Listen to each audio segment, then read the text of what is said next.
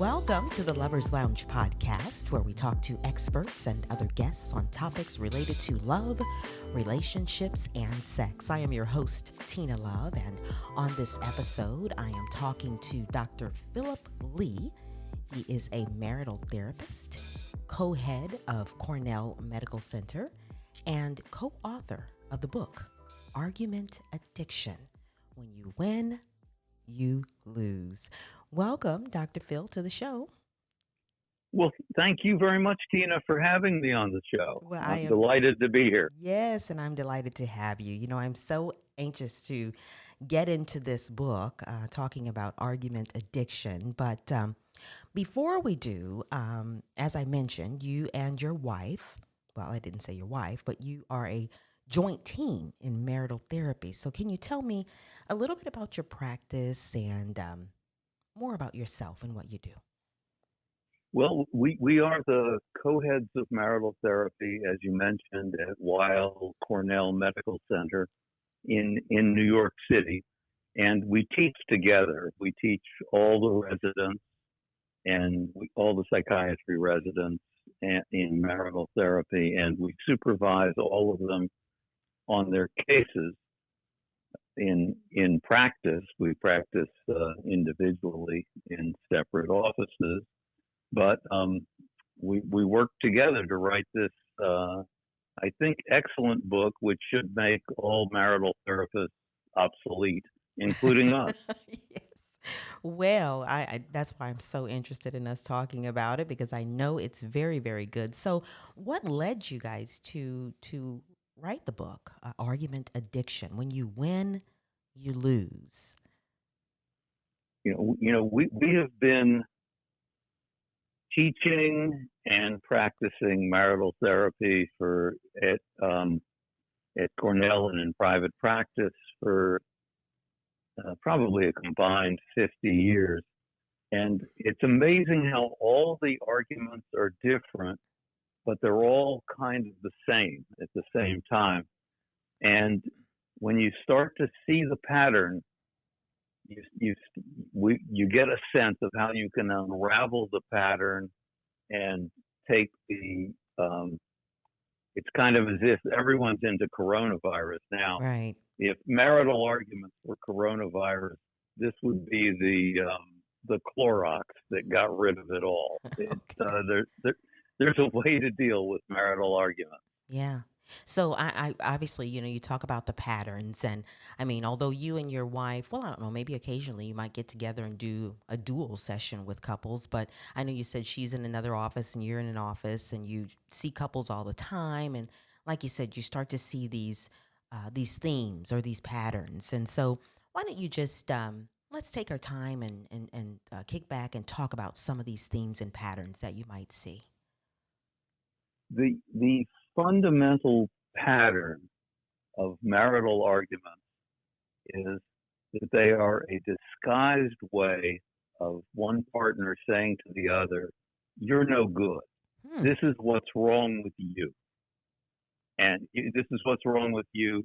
They don't say, "You're no good. This is what's wrong with you." They say, "This is how you stack the dishwasher. You didn't take out the garbage. You didn't, you're not on time for anything we go to." But what it is that both people becoming increasingly frustrated and disenchanted seek to strike at the other person as being the source of their not being as happy as they used to be. Yeah. And it's interesting because, like you mentioned, happy as they used to be, couples don't start out that way. Of course, they start out, just they're glad to be with each other, right? I mean, they just can't get enough of each other, right? And so, You're so right. right, You're yeah. so I mean, right. that's why they decided they couldn't live without each other and quite possibly got married. And so, they start out really well, but then I just can't believe sooner or later it kind of changes, and then we're more focused on the things that we don't like rather than the things that we do like. So can you talk about, I used to have a pastor that had a marriage class, and he would talk about how relationships start in that infatuation phase. and then how it moves to what you're talking about. Can you describe this? Sure, absolutely. Um, we say in our book that if all marriages could be lived backwards, they'd have a happy ending because they all start out happy. Everyone is thrilled. Um, Dave is thrilled with Jen, and Jen is thrilled with Dave, or Jen is thrilled with Carol, or Dave is thrilled with Bob. It doesn't matter. Mm-hmm. However, the relationship starts, it's almost like there's these chemicals, endorphins in the brain. Everything looks good. It's like a visit. We talk about it's like a visit to the crack den. You're having a wonderful time, but sooner or later, those infatuation chemicals wear off. Mm-hmm. And it could be 3 months, 3 years, but at some point, the chemicals wear off, and each partner says to themselves, or feels anyway, I'm not having as much fun as I used to. My partner is not making me happy the way they used to, and they think it's their partner's fault Hmm. rather than there's a certain natural decline in infatuation chemicals. Yeah. And you say where they look at each other and they say, I'm not as happy as I used to be. My partner isn't making me happy. And I want to get into that.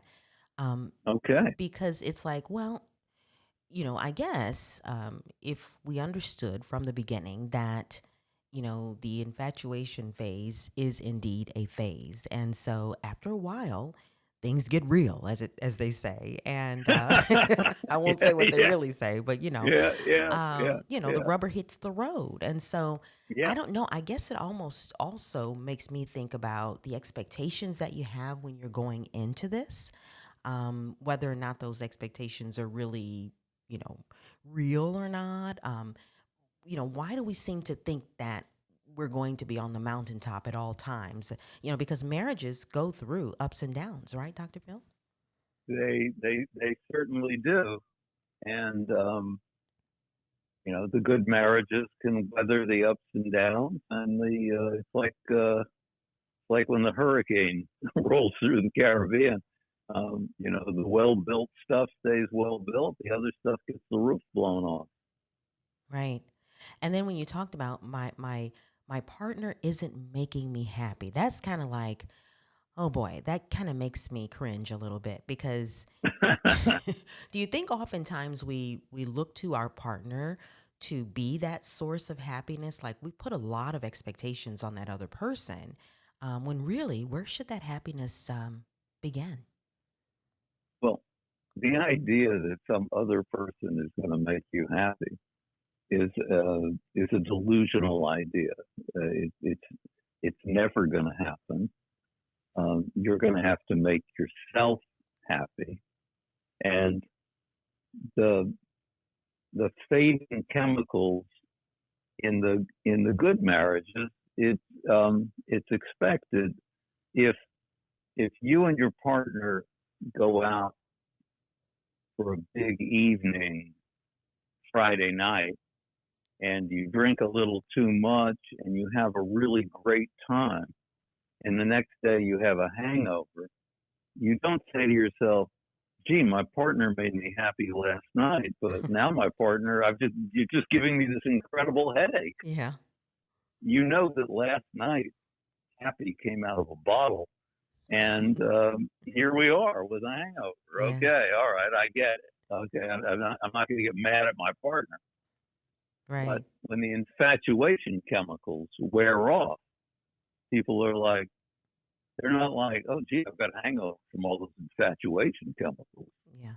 They're like, what's the matter with my partner? Why's my partner now so difficult? And because the partner also is losing the infatuation chemicals, and the partner is now getting increasingly, they both get increasingly critical and complaining. If you talk to them, they don't feel appreciated. I'm not appreciated anymore. Oh, And now I'm mad at whoever isn't appreciating me. And that's the beginning of the downhill slide. All right. So now the downhill slide. We're going to move into the argument addiction and talk about that and what that is. But on the way downhill, I know that you and your wife have done some therapy on like cheating and infidelity and that kind of thing. I would Hmm. imagine, yeah, I would imagine that while we're sliding down the hill and we're so disenchanted with how our partners are treating us or whatnot, is that when sometimes as we're sliding down the hill, our eyes start to kind of go other places? And then that's where maybe sort of infidelity and cheating and lying starts to creep in. That is such a good question, Tina. You know what happens? What we find happens. You have this rush of infatuation chemical. Then you get together. Maybe you get married. Maybe you live together. Whatever. You're together for a while. The infatuation chemicals get to be less. Let's say you're married. The infatuation chemicals get to be less. What you need to do Okay. is fix the argument addiction and improve the relationship.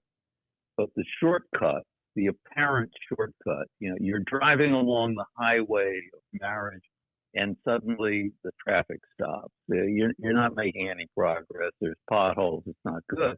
You say, okay, let me just get off the highway and go around all this roadblock. Mm-hmm. I'll get a shortcut. You know what I'll do? Remember those infatuation chemicals that made me feel so good? I'll get some more of them. I'll have an affair. I'll have an affair with Bob or Nancy or whatever. And now I feel really good. And it's a short-term high followed by a number of followed by a number of potholes, car crashes, things going wrong. Right. Either, I mean, you can keep the high going by having affair after affair after affair. More likely, you get caught. You get caught either while you're still high on the other person, in which case you're really sad, or you get caught after you're already tired of the other person too, because history repeats itself. And now you try to reinstate things, but you have to deal with there is going to be a certain lack of trust from your partner Right. after that. Right. And the partner just can't seem to. Now this is where I can see where the arguing is really going to get going, because the partner can't seem to see past what that person has done. And so then is where I would see there'd become a lot of arguing, because every time you turn around, the person wants to probably revisit, now how did you meet this person, and so why did you do this, and so and so of course then that blows up into an argument, which brings us to Yeah. your book, The Argument Addiction. Um, why don't you just explain what you mean by argument addiction? Well, the, the title may seem harsh, but the hallmark of addiction is that you find something that makes you feel better about your current situation and your life, and that usually makes you feel better in the short run, Mm. but leads to a downhill trajectory in the long run. So you might have an alcohol addiction. When I mean, when you take a drink, you feel better. Right. Meanwhile, after days, weeks, months, and years of that solution, maybe your life has gone down a level, down 2 levels, down 3 levels. In the short term, drinking works. You feel you started whenever you start, 5 o'clock, 8 in the morning, whenever it is, and you feel better then. But this year versus next year versus last year, it's downhill. And that's true for all the addictions. That's true for drugs. That's true for cutting. That's true for bulimia. That's true for everything. Makes people feel better in the short run, but leads to a downhill trajectory. Arguments are exactly like that.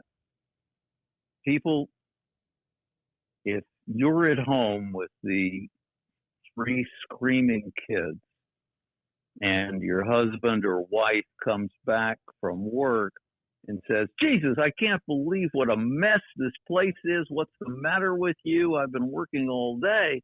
Right.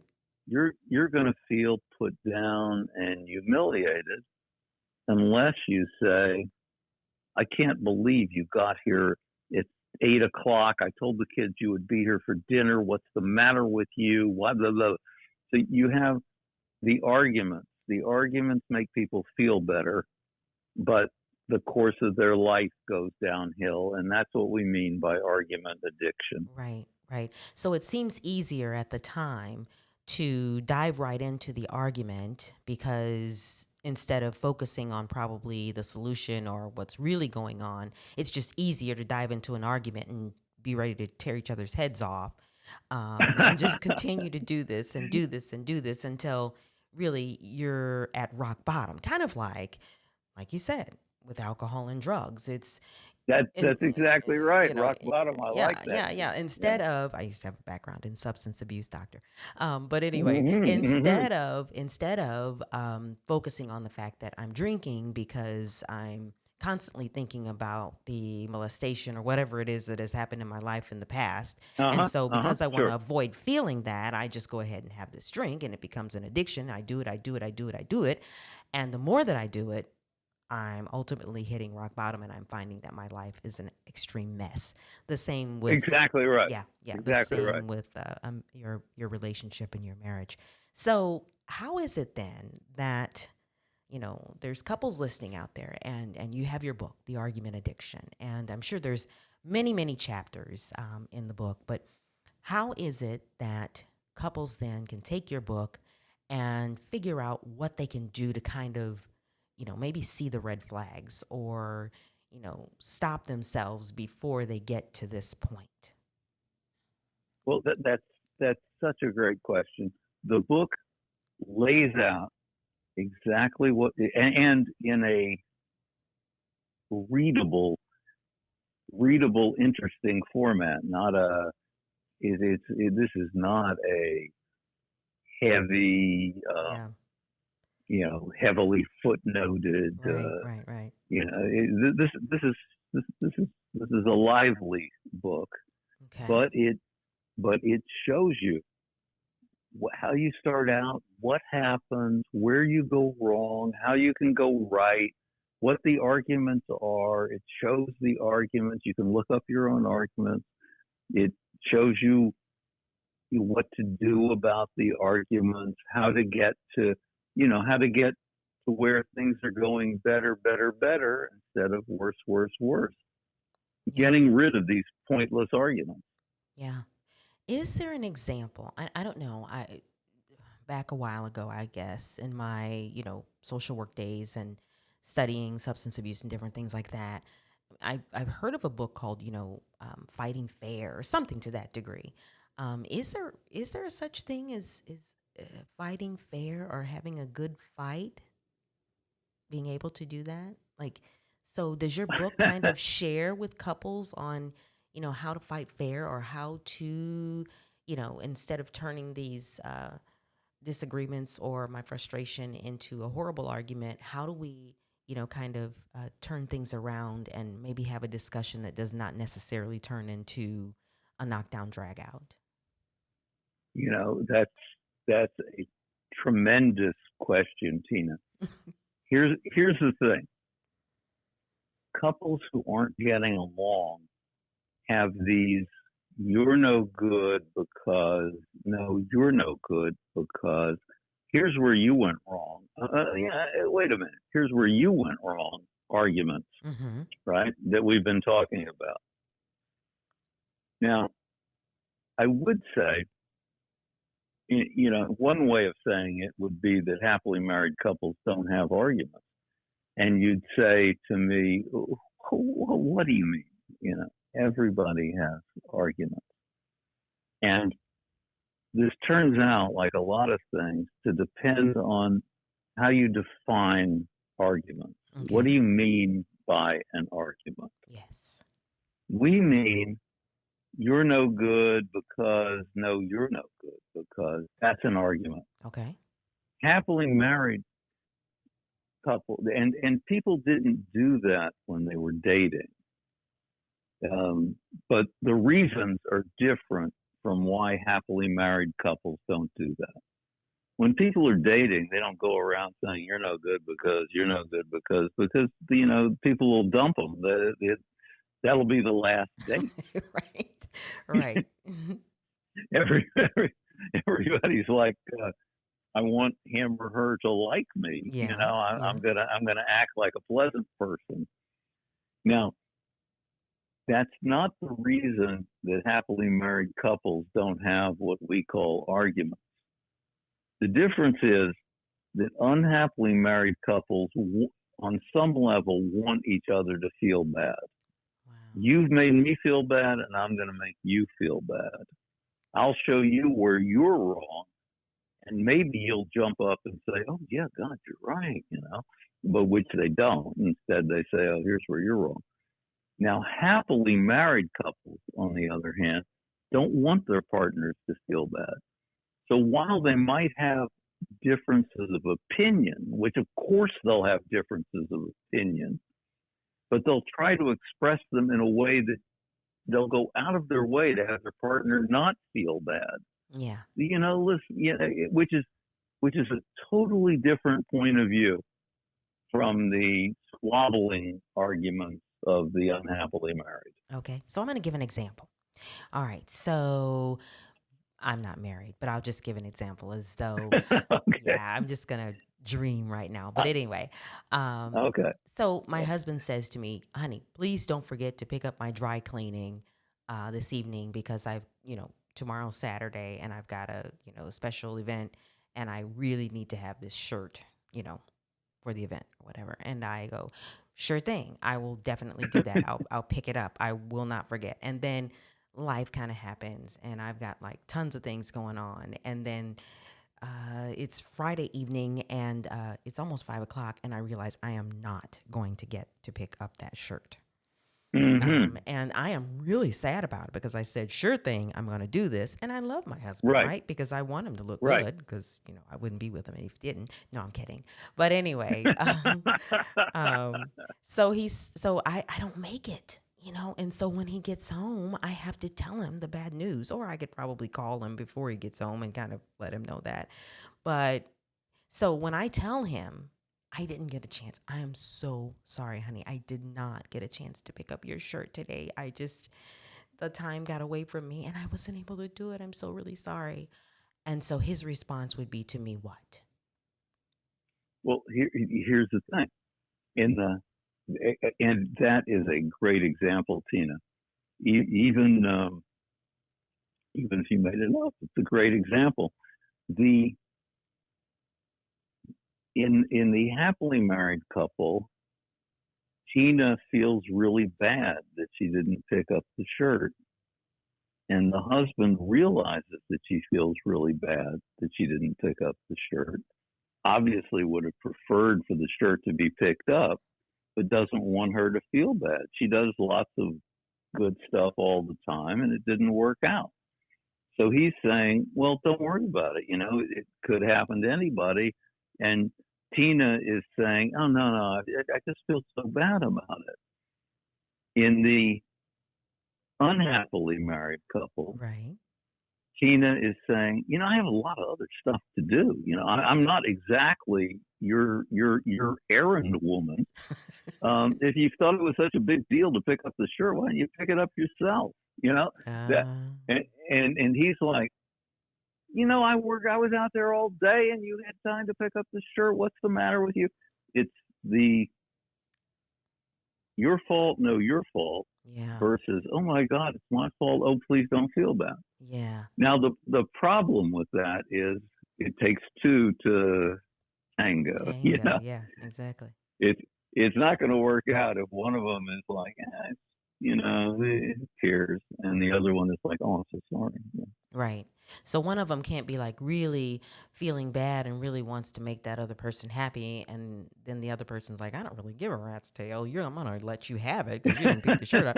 Both of them have to, both of them have to feel the same way and care about each other enough that each of them is just so accommodating that they don't want each other to feel bad. But it can't be Yeah, like the other way around. One person can't be, and then the other person's like, no, I'm going to really let her have it, that kind of thing. well, that's exactly right. And everybody's got kind of a track record. It's if you've been super critical all the time, people are going to see you as super critical Yeah. for a while. But what we do is we show how to get out of seeing, how to get out of being seen as super critical Right. and into being seen as helpful and interested in the well-being of the other person, not beyond your interest in your own well-being, but your own well-being is much improved by having your partner think well of you. Right. How nice.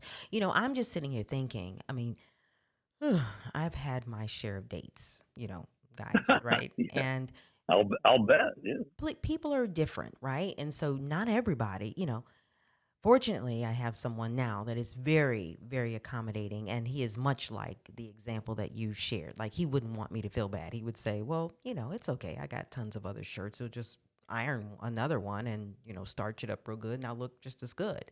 But I had some other Oh well, guys. good for him. Yeah, I've Yeah. got some other guys, though, in my past that, they would just, it would be a problem. They would be like steamed. So, what I'm getting at is that you almost kind of have to have that personality, do you? And if you don't, like, how do you become that kind of person that is able to look on the bright side? What if you're just a really negative person? Is there a way to get people who are, I'm serious. Is there a way to get people who are just really negative and critical to like turn around and not be and start to kind of think differently? I mean, have you ran into couples that are just, I mean, this person looks like they wake up on the wrong side of the bed all the time. How do you get them to kind of turn around?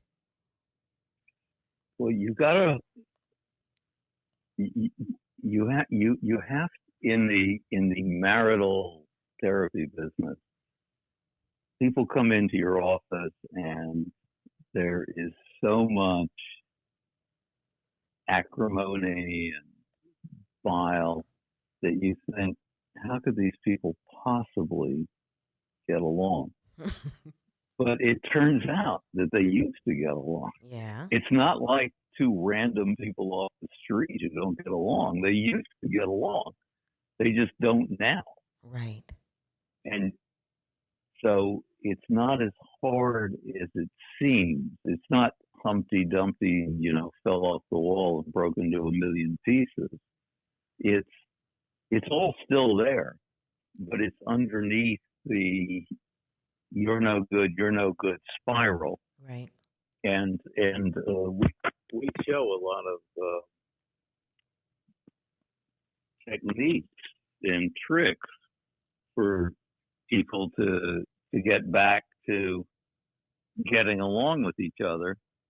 But you do run into the nuclear disarmament problem, which we talk about, which is, okay, well, you want me to give up my nuclear weapons, but how do I know that you're not going to then blow me up? Yeah. So I'm going to be nice to you, and you're going to give me a hard time still? Yeah, yeah. I'm not exactly ready to sign up for that. Right. Right. It does take two. Yeah. So how do you get them to? I just had a visualization of two people with weapons, and so you put down your gun. No, you put down yours. And it's like, Yeah, okay, so exactly, okay, at the exactly, count of three, we're gonna exactly. put this down. So Yeah, how do you, man? 1, 2, two and a Right. half, Yeah. two Let's and three get. You're quarters. right. Yeah. Right. Right. So how do you get them to go ahead and put this down and start to feel safe enough? Like I'm sure there's like this formula for being able to do that. I don't know.